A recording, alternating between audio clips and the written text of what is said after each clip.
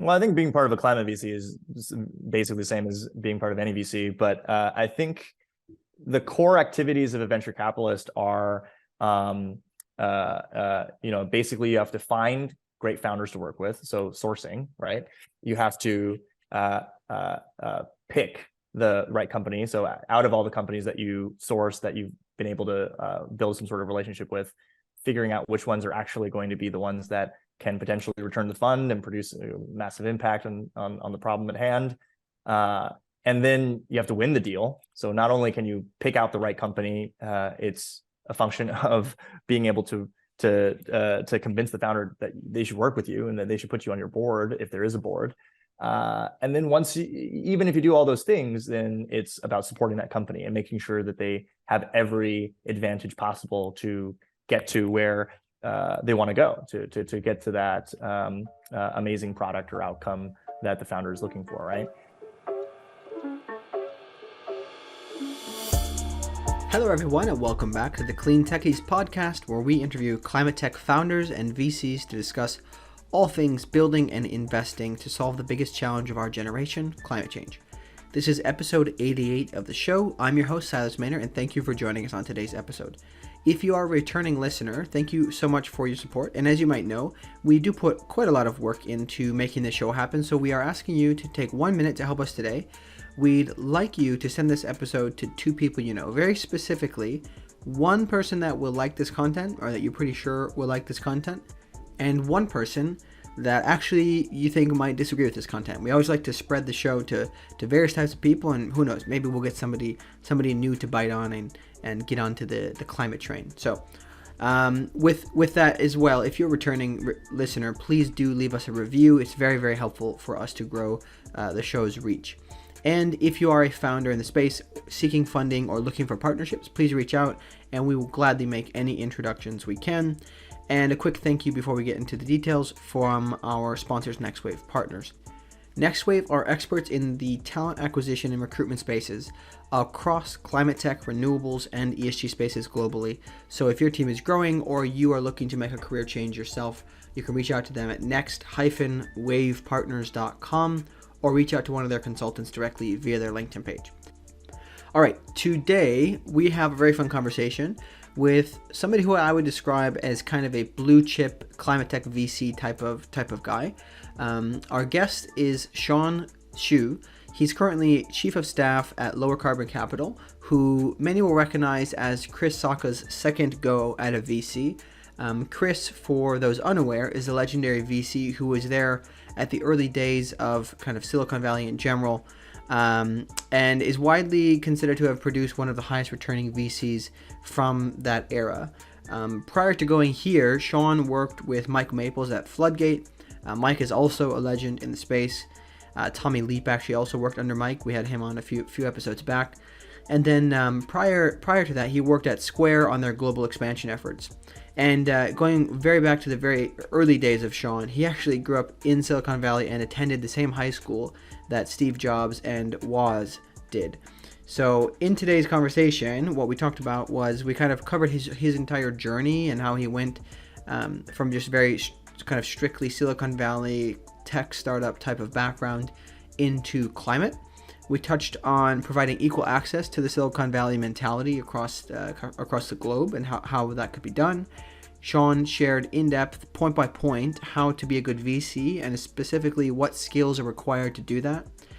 We then talked about Lowercarbon's thesis and what they look for, as well as we closed off with the areas he's bullish on and some of the details about what he's working on now. So really, really exciting episode with some great content in particular for folks interested in getting into the VC space, as I kind of grilled Shawn on what does it actually take to be a good VC.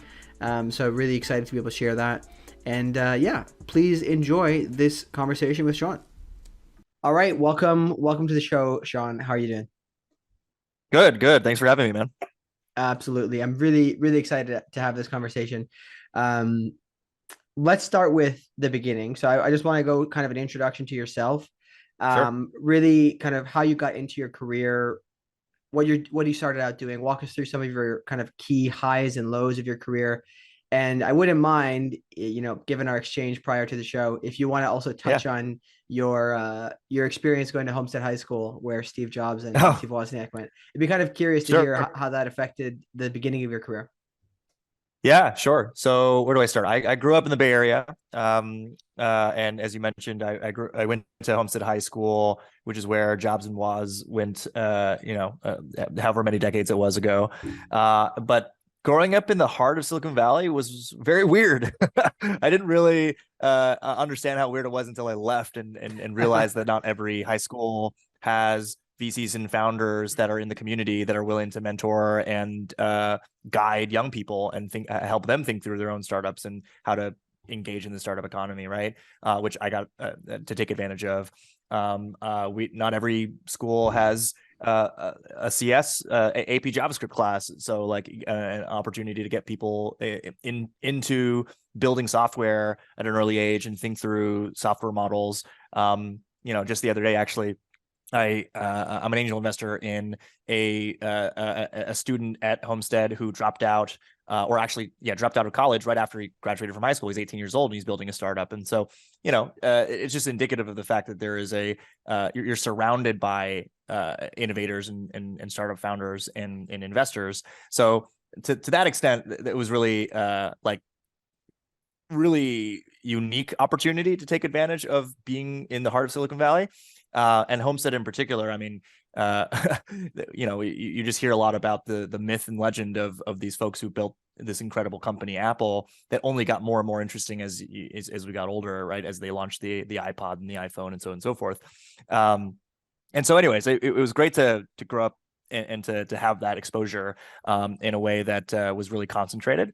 To the extent that I think a number of my classmates from Homestead have ended up becoming founders that have exited. That by the time we all turned late 20s and 30s, there were a number of folks who have built really great outcomes in Silicon Valley. So that's what it was like growing up. My whole thing before I was an investor, I was really interested and still remain very interested in globalization, emerging markets, internationalization. And so I took on this opportunity to work on new market expansion, international expansion for startups.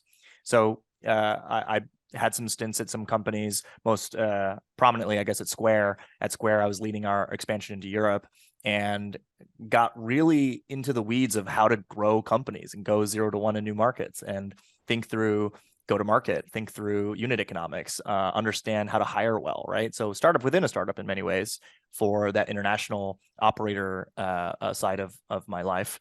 I ended up going to grad school for a number of reasons. Not to introduce politics too much into this, but Donald Trump got elected, didn't agree with a lot of the things he had to say about foreign policy. It threw a huge wrench.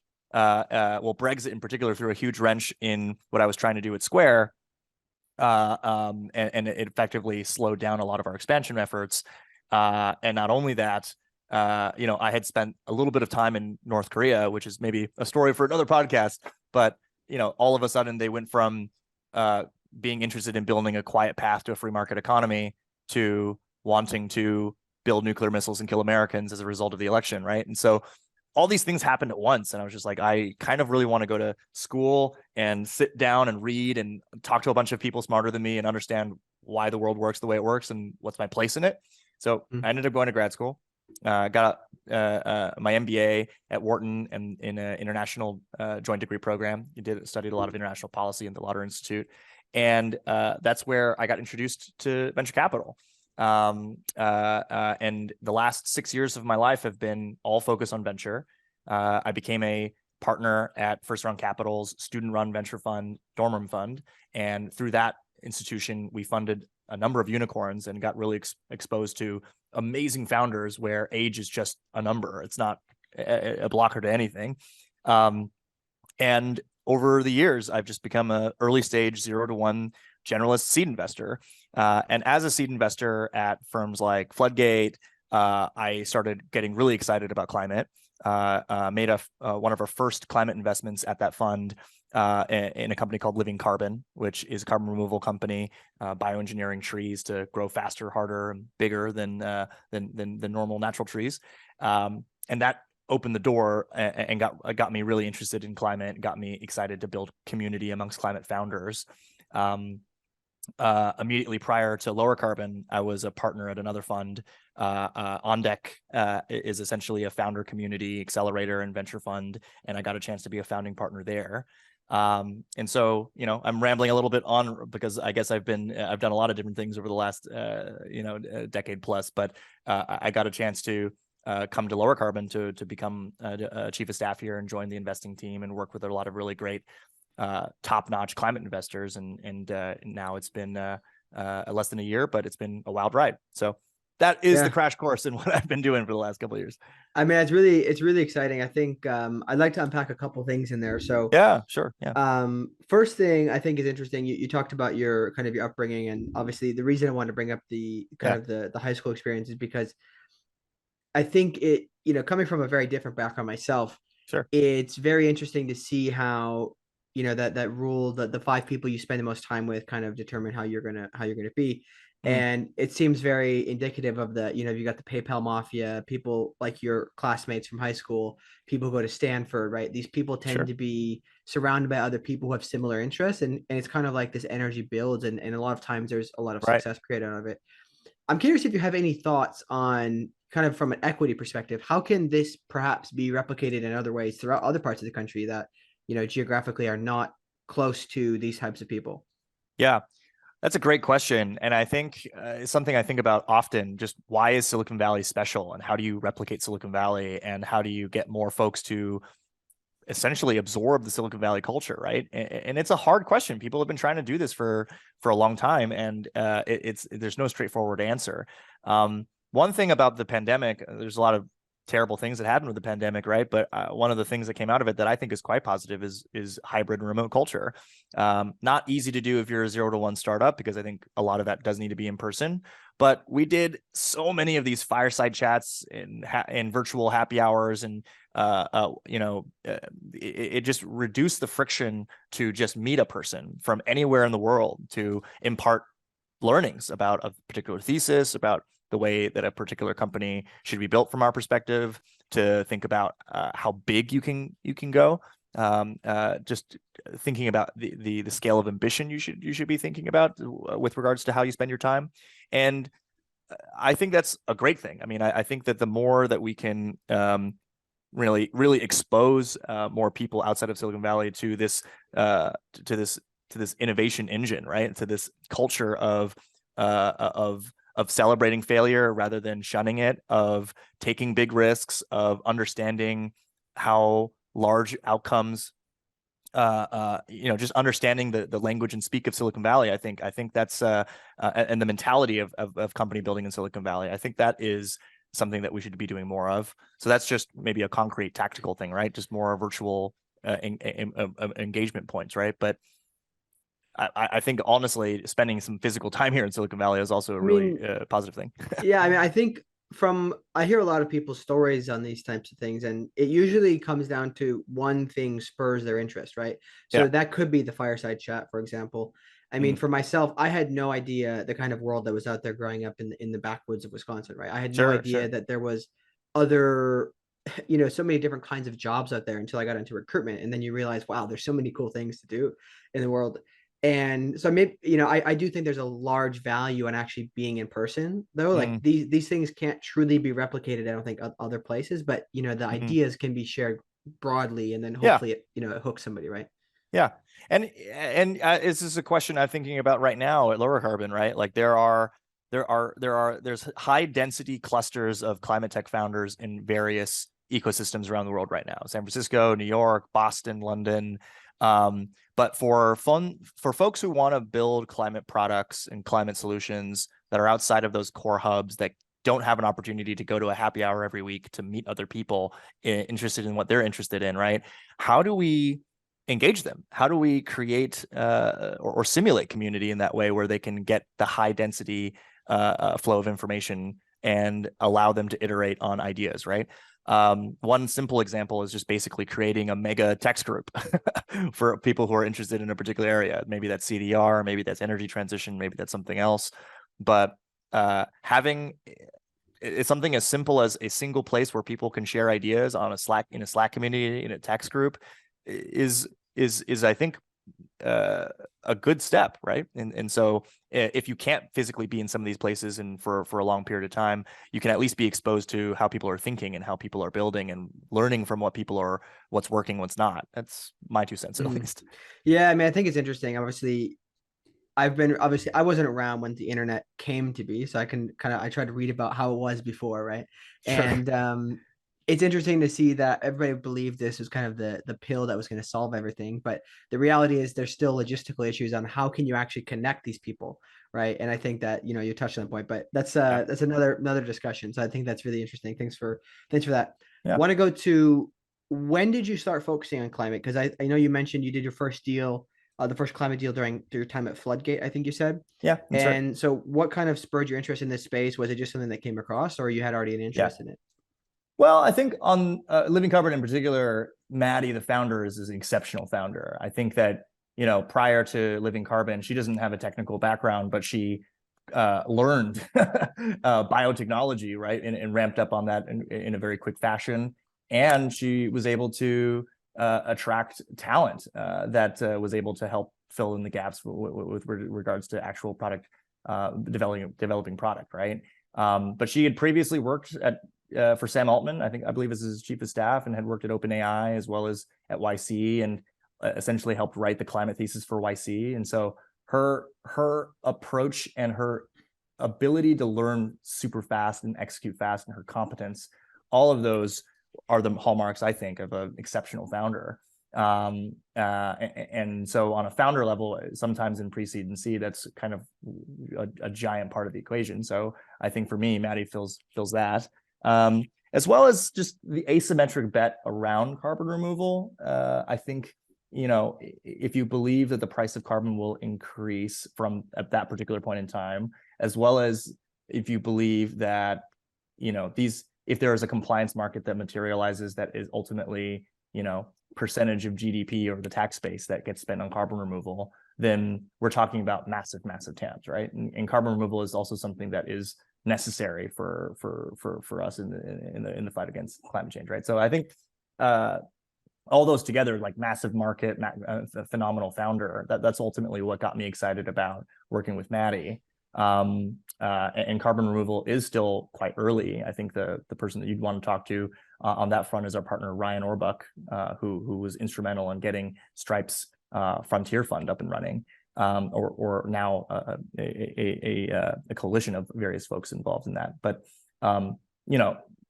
carbon removal as a market is quite early. But I think if all goes right in the way that we need it to, I think that it's potentially one of the most biggest industries that can materialize, right? And so if I could just boil it down and summarize, I think it's all about TAM and founder potential. Those are the things that got me excited about Living Carbon.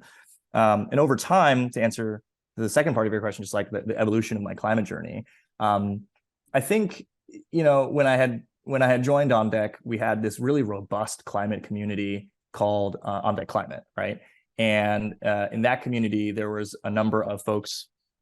To just take a step back, OnDeck is this collective and community of pre-founders who are thinking through 0 to 1 and trying to find as many other folks in the ecosystem to help them, inform them on an idea, get conviction in an idea, find a co-founder to help them build against that idea, so on and so forth, right? And so at that time, there was a number of different verticals that we ran with, climate being one of the more robust communities. And so I got a chance to spend a lot of time with that community of founders. I met a lot of folks who are trying to think through different ideas in climate.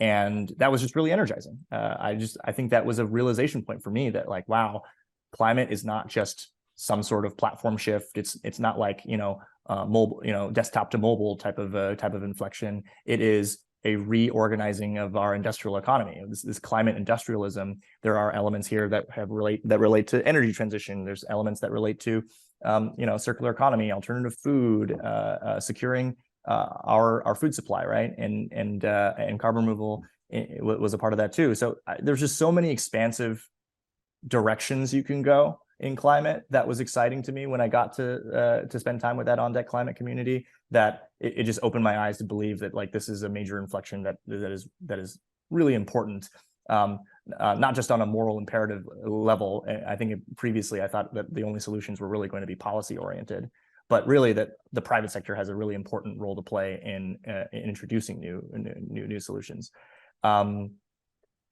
And when I had the opportunity to work with Chris Sacca and Clay Dumas, who are our managing partners, Crystal Sacca at Lowercarbon, and getting a chance to review a little bit of what has already been done in climate through Lowercarbon, it was just like such a no-brainer for me to kind of spend time and help where I could. Mm-hmm. Yeah, that's really interesting. I really appreciate that.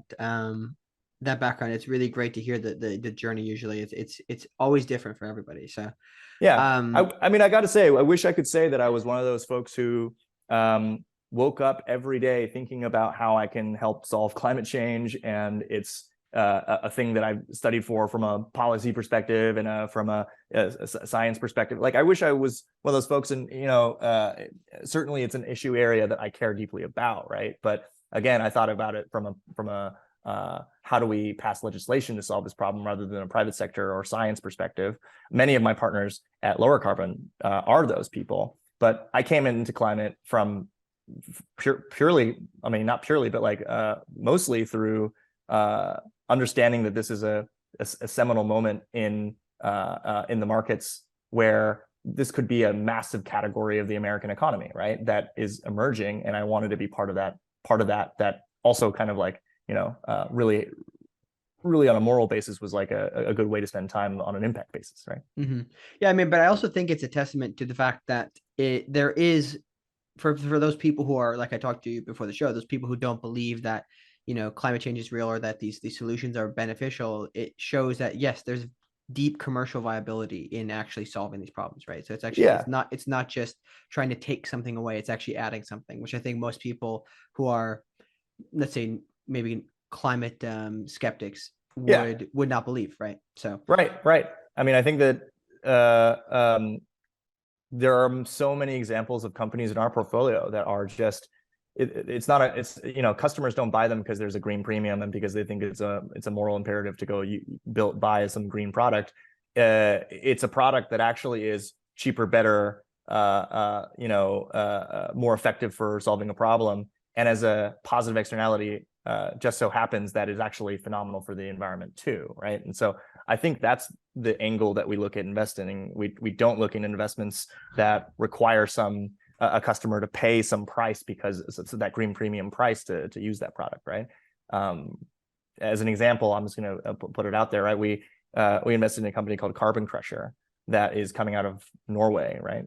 And they've developed a way to build or repave and resurface roads at a significantly cheaper cost, like fraction of the cost of how you would normally do it, and carbon negative, at the very least carbon neutral approach to repaving and resurfacing roads. And so you're going to these municipalities, or you're going to these cities and counties, and basically you say, do you want to pay a third of the cost? Do you want to just get this done faster? And do you want to do this in a way where you can communicate this is actually quite friendly for the environment? The answer is going to be a unanimous yes, right? And so I think that's just one example of like, we have many portfolio companies that are like that, right? But that's an example I like to tell. Yeah, no, I mean, that's a great one. I think it's always funny because I can tell that things are getting very real as I see my dad slowly come around to things, right? So anyways, let's go into one thing I really want to talk about, which I think you could probably give us some insight on, which is a lot of people are generally familiar with how VC works, right? There's a lot of people who are outsiders who want to get into the space, but I think it's a little bit of a black box, if you will, understanding what it's actually like on the inside. So what are some of the skills required, kind of maybe the process of due diligence? Just talk a little bit about the actual technical stuff of being in a VC, maybe in particular climate VC. And what's it like? What skills can people build if they want to get into that space?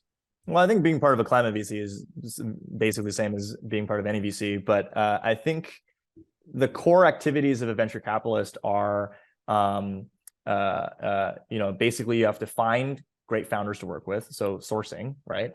You have to pick the right company. So out of all the companies that you source that you've been able to build some sort of relationship with, figuring out which ones are actually going to be the ones that can potentially return the fund and produce a massive impact on the problem at hand.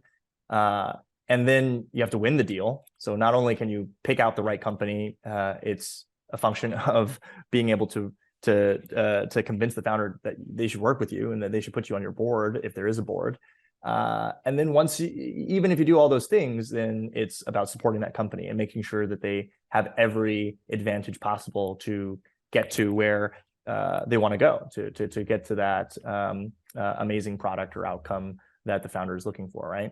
And I'm quite fortunate to be working with Chris, who, by all accounts, is one of the best, most successful venture capitalists of all time. For those who aren't familiar, right? He previously founded this fund called Lowercase, and Lowercase is, I think, Fortune described it as the highest returning fund of all time. And it's because he put very early checks into companies like Twitter and Stripe and Uber, Instagram, Twilio, you name it, in that early Silicon Valley software boom that we all experienced, right? He is exceptional at all those activities, I think, in particular, picking the companies that I think are going to do really well after we had put in a first check, after you have your portfolio of investments and understanding which ones are going to be true breakouts out of the fund. I think he's very exceptional at that. But going to your question about what actual skills you need, I mean, there's different skills associated with each core activity, right? With finding great founders, people do it in different ways. Some people are really great content writers, and so they have a thesis that they're thinking about that no one else is thinking about, and it creates this magnet and lightning rod where those types of founders will go to find them because they're the only ones really actively writing about said thesis. I think I mentioned Ryan earlier in the podcast. I think Ryan is a great example of that. He's is extremely thoughtful about carbon removal from very early days, right? And was instrumental in helping generate that first bucket of massive demand for these kinds of companies at Stripe. Some other people are really great community builders, exceptional at creating events that bring people together that people want to go to. I think, other people are just really great networkers, and that's maybe a distinct skill from all the others. It's just really good at hearing from a network of friends, scouts, other founders that are able to surface the great founders when they're raising money. So that's like the finding activity. Picking activity is really for diligence, right? It depends on the stage of fund you're at, but really understanding, having a gut instinct about the founder and having a lot of pattern recognition for which founders are fantastic, understanding market sizing and evaluating just how big a market could get. Go to market, I think, is a thing that I think is slept on a lot, but really understanding, do they have some sort of unique advantage of breaking into a market and owning a particular segment of that market early on through some sort of product advantage or channel advantage or something like that, right? It's a lot of, some people build sophisticated financial models. I think if you're earlier in the stage of investment, you probably don't need to do that. But it's always helpful to understand the terminal valuations of a company as you think about how big a thing could get, right? Beyond how big a specific company or product could get versus how big the market actually is. And then winning is, I think, in many ways, winning a deal with a founder is more an art than a science. But you spending time with people who've done it before, it's a lot of negotiation skill. It's a lot of pricing the deal correctly in terms of the check you want to write. Getting creative with building rapport with the founder in a way where you get them to trust you. Those are all elements that make for an important win. And then the last but not least is supporting the company. It's just like, every aspect of company building and startup building, I think you probably want to think about how to help with talent introductions, and you can build the best network you can, or customer introductions, which requires the same skill, or just being very thoughtful about helping them think through the product roadmap, right? Or thinking through the strategy for the business in the long run. So that's a pretty exhaustive list, but that's how I think about the work to be done. Really interesting. I mean, I did not expect those kind of answers. There's a lot of soft skills, I think, Yeah. in there, which I always, I guess, from an outsider perspective, I always assumed it'd be a lot of like, oh yeah, you need to be a whiz at Excel or these types of like financial things. But I think the later stage, you're probably right. Like if you're doing a Series D or Series E check, then it's not about will this company work, right? Like in the early stages, you don't even know if the company's going to work. But in the later stages, it's about, you're pretty sure it's going to work. You just have to price the deal correctly. You have to underwrite the deal correctly, right? It's like, is this a $50 billion outcome or a $100 billion outcome? And can we price that correctly? That does require a lot of sophisticated modeling, I'd say. But in climate in particular, the main difference between climate and software, I think, is there are a lot of interesting companies that are not related to software, and software is all about understanding a path to product market fit. Whereas deep tech, hardware, climate, that is a lot less about achieving product market fit and a lot more about understanding the techno-economic analysis, understanding how to build the tech in a way where the economics work, or the scale-up economics work, I should say. That requires actual, depending on the company, right? But real technical expertise helps there. Mm-hmm. Okay, interesting. Yeah. Okay, very good. That's really helpful. I love that, by the way. That's really, really great. I like how you went through those each one by one. One thing I want to talk about is kind of, you've sort of mentioned it already, but the general thesis behind Lowercarbon and how you guys approach things, what you invest in. So if anybody's interested in getting a check from Lowercarbon, what are the key things that you really look for? Yeah, it's a good question. And maybe I'll take a quick step back and just give some context. So I had mentioned Chris already. He retired when he at the conclusion of Lowercase, and had this incredible run investing in software, and he went into retirement, and he'd spent a lot of time doing things that he was excited about. I think he spent a lot of time doing democracy activism work, criminal justice reform, and climate was one of those main things there too.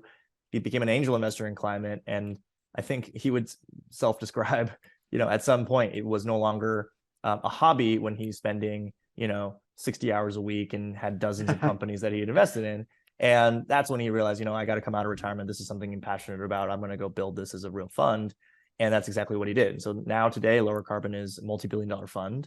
We're early stage. We do first check. We'll do later stage checks too. But at the core of it, we're trying to find founders and be the first partner to help them build the company in climate. And our thesis is really threefold. I think the stuff we look for, it's either slashing emissions to zero, which that entails the energy transition, the circular economy, alternative food.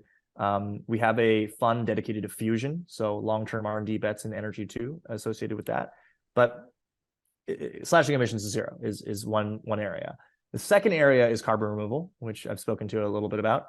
Carbon removal, sucking carbon out of the air, out of the sky, and not only catalyzing the technologies that remove carbon, but also the various software companies that would be required to support that, all doing the measurement, reporting, and verification, right?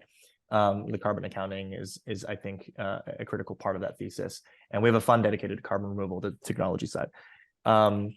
And then last but not least, it's even if we were able to get emissions to zero and suck carbon out of the sky, I think there's still some consequences that we live with in our environment today. And so we have a thesis around adaptation to buy more time. So we've invested in a lot of companies working on mitigating wildfire and drought. And I think unfortunately over the long run, that might be an area where we're trying to spend more time and invest more dollars, because I think it will only get more challenging, right?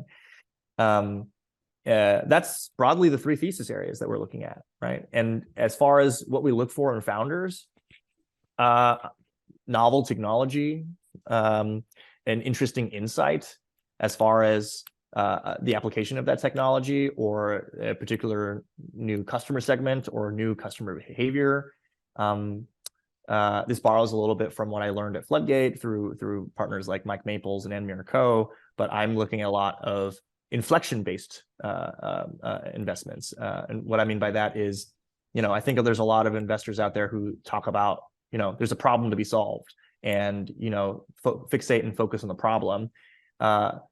For sure, interesting way to think about it. YC teaches that exhaustively, but I think if you were to ask Mike or Ann, they would tell you, you got to look at the inflection. What are the change events that are out there? What's different today that you couldn't have built a solution for with 18 months ago or 12 months ago?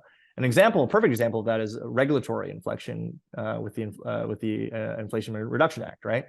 And the IRA has produced a slew of incentives and have made new markets possible, like transferable tax credits. There's a whole bunch of transferable tax credit marketplaces that have popped up to enable renewable energy developers to quickly monetize those tax credits in a way they couldn't have done before the passage of this bill.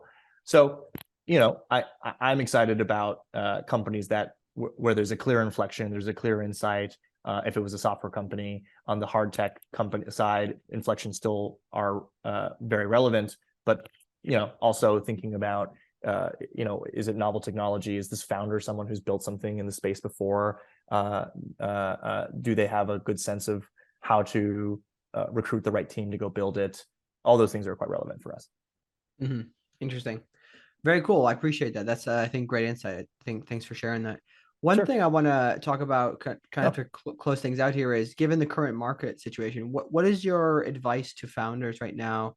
I guess generally speaking, across the next few months, but also especially if they're in the process of raising. Any advice you have to founders and things that maybe mistakes that you want to highlight that people are making, and you'd encourage them not to do that? Anything you want to share? Yeah, I mean, in general, I think we're in a bear market, and dollars are becoming scarcer by the day. And it's not. I think in a bull market, you might get away with raising the minimum viable amount of capital to prove that milestone, and raise more capital because dollars are plentiful, and you're able to raise each successive round at a higher valuation. I think that this is particularly true in software, but I think this is true across the board. A lot of companies raised at really tough valuations. I mean, they're high valuations during the bull market, but they have to justify those valuations. They have to have the revenue and the fundamental technology advancements to warrant those kinds of valuations. They have to grow into it. And so I think a lot of founders are in that tough position to be able to grow into those past valuations that were at an all-time high. And I think if I had to make a prediction, I think there's going to be a lot of companies that will raise on a flat round or at a down round, right? And so I think a number of founders who have this expectation that they can raise, at a 5x multiple markup from their past valuation, and still be able to, raise the dilution that they would have expected before.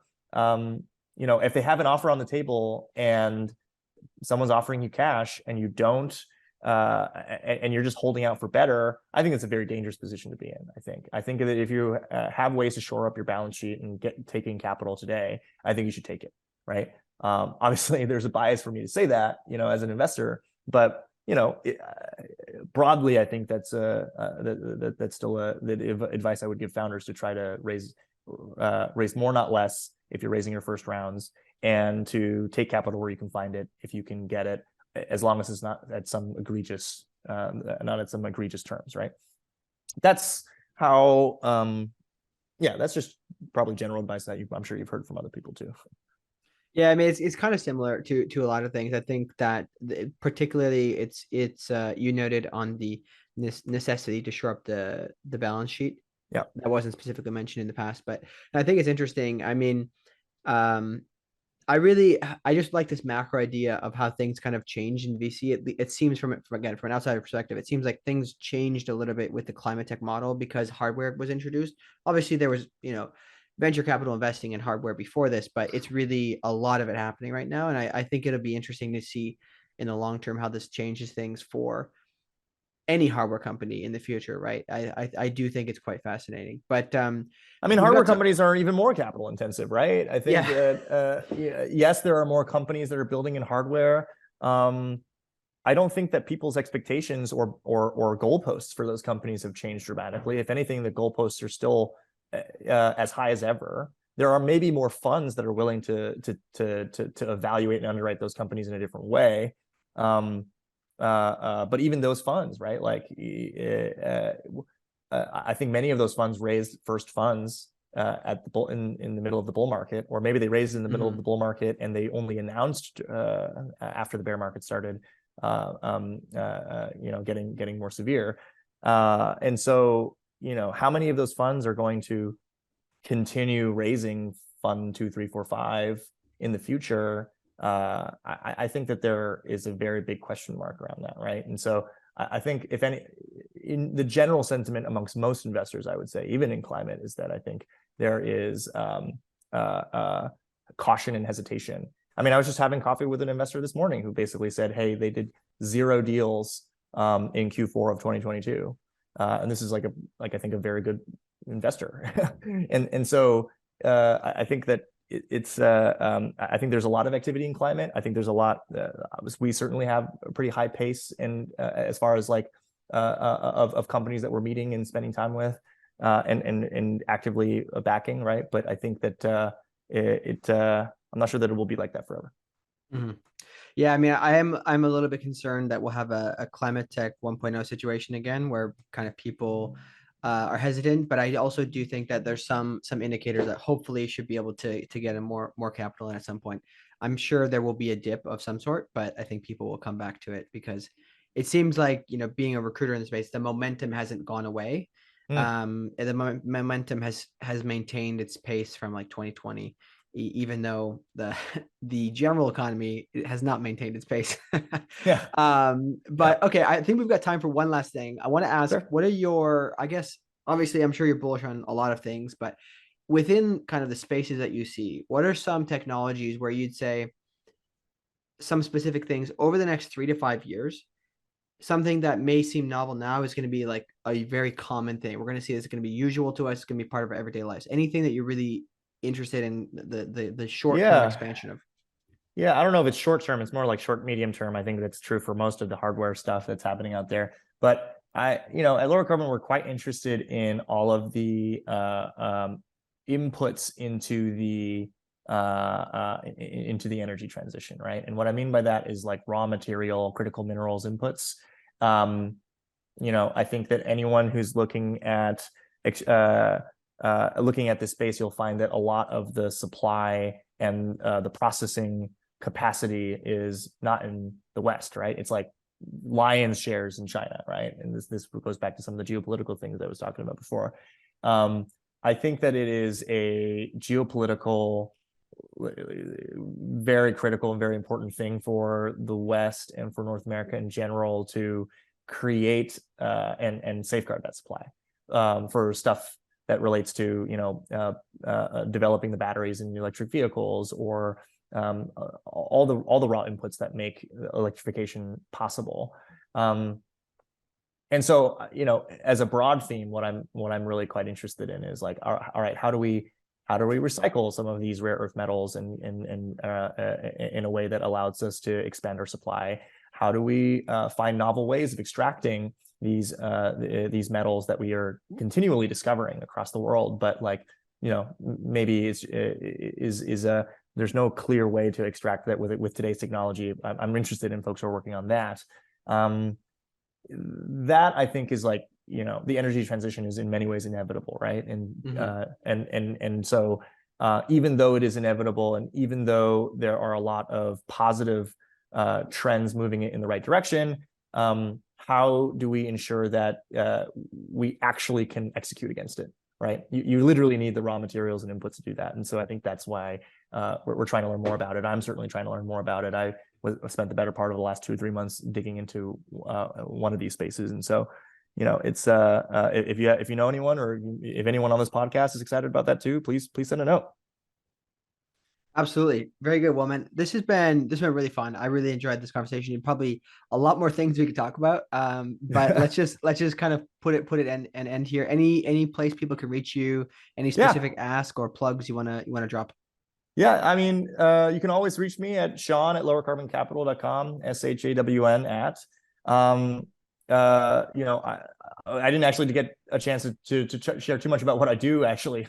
So maybe I could share 30 seconds there. Sure. So I'm chief of staff at Lower Carbon Capital, and effectively what that means is it's a little bit of investing. I'm still putting on my investor hat for most of my time these days, but I'm also very actively building out a lot of platform and product, trying to think through, all right, how do we not only internally trying to think through our own processes so that we have we keep the train running within our team, but also what does it mean to build climate community? What does it mean to build products that founders are going to want to use to be able to help them achieve their to execute against their milestones?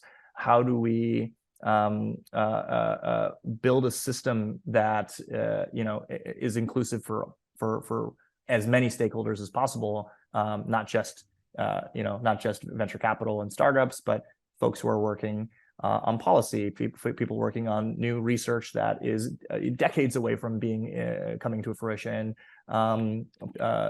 people working on workforce stuff. I'm trying to trying to do a lot of thinking around that. And so if you're someone who's even thinking about exploring in the space and has ideas on how to do that better, please reach out. I think I actively try to build a lot of events and community, do a lot of community building here in San Francisco in particular. And then a bunch of time, there will be some random side project that either Chris or Clay or Crystal or managing partners will come up with and say, hey, clear your week. We need you to prep for some meeting with the head of state or something like that. Mhm. So, if any of that sounds interesting to you guys, and if it sounds like something that you'd want to be a part of or have some thoughts on, please, I'd love to hear from you. So thanks for listening. Yeah, absolutely, man. I definitely encourage people to reach out. I love how collaborative the space is. I know kind of VC in Yeah, general and Silicon Valley is pretty collaborative too, but I've always found, even as an outsider, pretty welcome in climate. So thanks so much for coming on, man. I really appreciate this. you bet, man. Thanks for having me.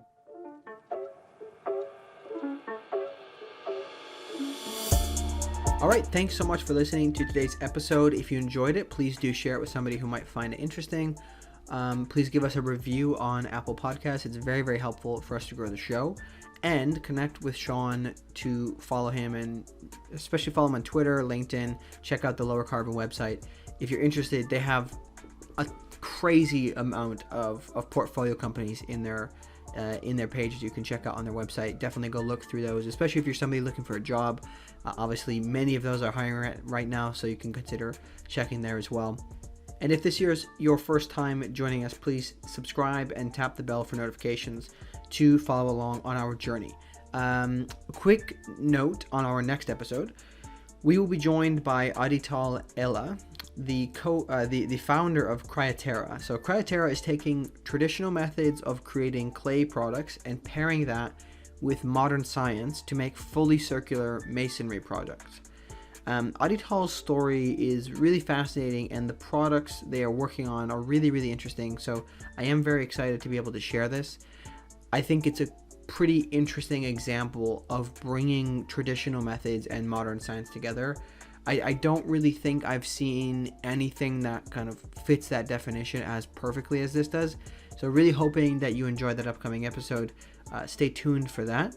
And as always, thank you for joining us on the Clean Techies podcast, and we will see you next time.